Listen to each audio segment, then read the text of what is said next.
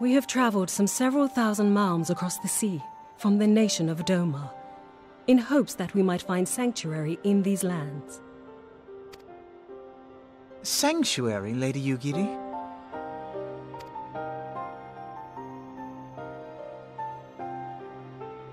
Aye. Lying within Othard, Doma was under the dominion of the Garlean Empire, as I'm sure you are aware. When the War of Succession broke out in Garlemald, we espied an opportunity to free ourselves from the yoke of imperial oppression and took up arms. Only to be crushed. And so I gathered what few Domans escaped the reckoning and guided them hither to your shores. A War of Succession? Then the Emperor... Forgive me. You said that Doma was under Imperial rule, did you not? Doma is gone. Razed to the ground as an example to the other provinces. 12 have mercy. And your people? On a ship anchored in Vesper Bay, flying borrowed colors. Many were complicit in the rebellion, or akin to those who were. They will not come ashore until I send word that it is safe to do so.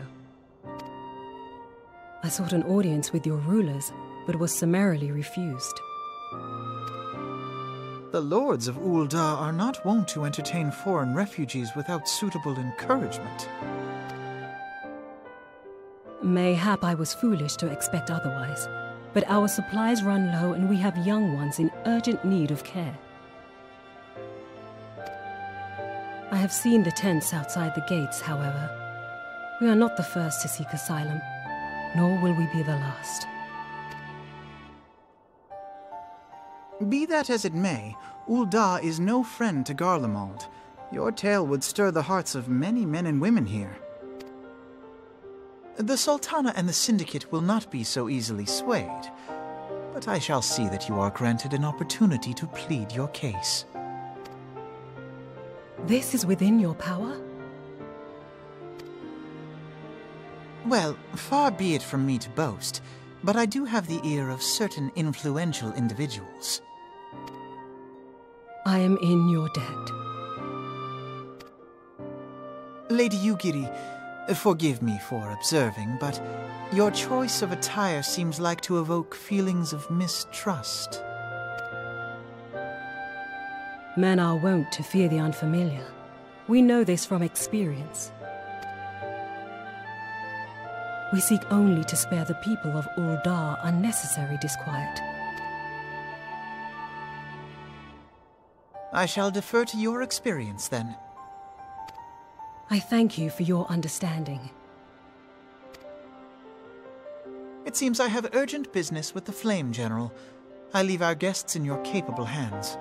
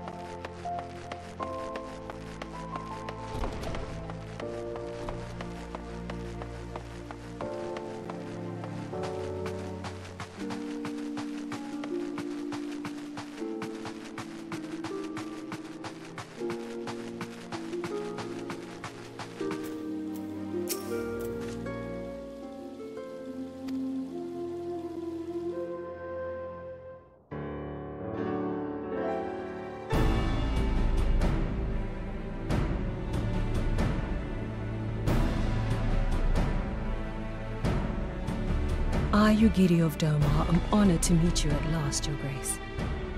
To mark this auspicious occasion, I should like to present to you the finest treasures our humble nation has to offer.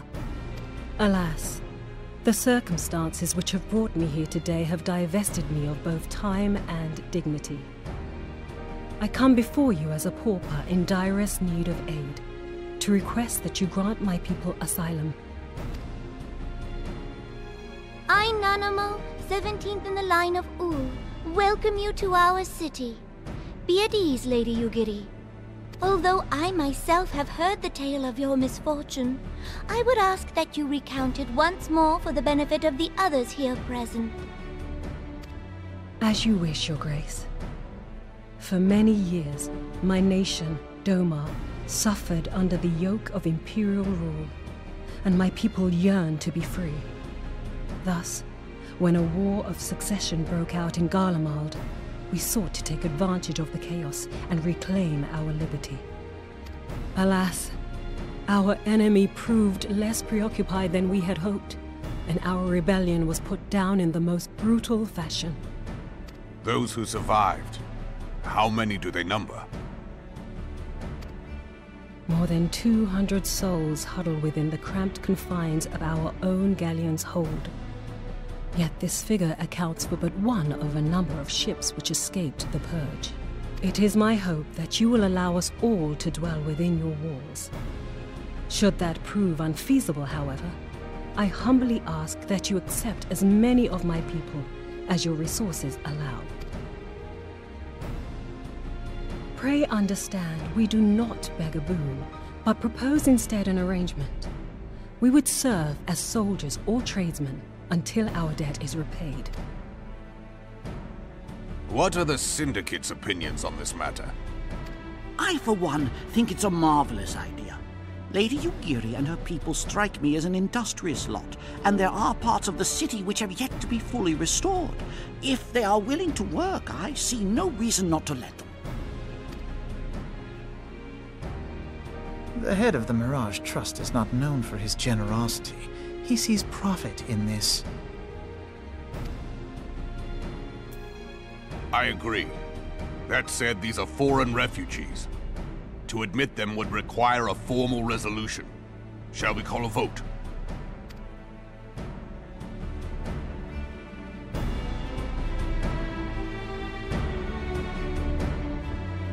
The law is the law. Lord Lolorito? Tell me, are you blind or willfully ignorant? Even now, our streets are choked with the displaced victims of the Calamity and Alamigan refugees. They live hand to mouth, subsisting on aid provided by the immortal flames, the cost of which grows ever higher. The wealth of Ul'dah is not without limits, my friends. And need I remind you that these refugees are prone to violence and criminal activity? You have all read the reports, I think. Without homes or employment, it is only a matter of time before men grow desperate and take that which they imagine has been unjustly denied them. Yet, knowing this, you would have us swell their ranks. Mayhap you think the brass blades and the flames are not hard-pressed enough? Some say the chairman of the East Aldenard Trading Company passes Gil thrice daily. This may explain how he came to be the wealthiest man in Ul'dah. Or it may simply be that he's ruthless beyond reckoning. Surely the Sultanate can support the few hundred domins Lady Yugiri represents. That our resources have been taxed, I do not deny. But we are hardly in danger of financial collapse. I move that an exception be made. An exception, Your Grace? I am suddenly reminded of a similar debate some years ago regarding a number of Alamigan refugees, if memory serves. What were your words that day? Ah, yes. The law is the law, and so our visitors remained in Little Alamigo. Mayhap our wise and benevolent Sultana would be so good as to enlighten us as to which other of our laws should not be upheld. Mind your tongue, Lolorito. My lord, I share your concern for the welfare of our great nation, but we must endeavor to take a longer view. You know as well as I that people can be a resource still more precious than Gil. Precious or not, they were never yet so reliable. And unlike those who frequent your establishment, I have no desire to gamble with my future. Uldar's greatest asset is, and has ever been, her material wealth. We risk this at our peril. One need only look to Teleji Adeleji's example for evidence of the danger in allowing sentiment to dictate policy. How far the vaunted Mirage have fallen, both in repute and profitability, since he began employing refugees. How I choose to conduct my affairs is not your concern, my lord. A proposal has been tabled. Given its urgency, I move we forego further debate and call a vote. To accept the Doman refugees or not. Those in favor, I bid you remain. Those opposed, I bid you leave.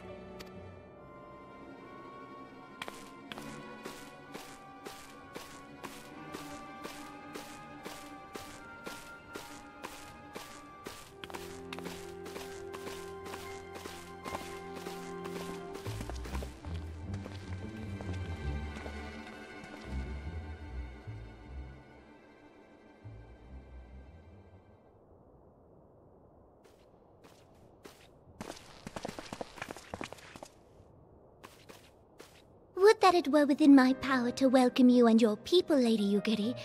As you have observed, however, my authority in such matters is regrettably limited. Without the consent of the Syndicate, I cannot act. I understand, Your Grace, and I appreciate all that you have done on our behalf. The nerve of the man! If that bastard had not forsaken the eastern trade route, Little Alamigo would now be thriving. Oh, that you should have traveled so far under such dire circumstances, only to be refused in this manner is utterly unconscionable. Pray, accept my sincerest apologies.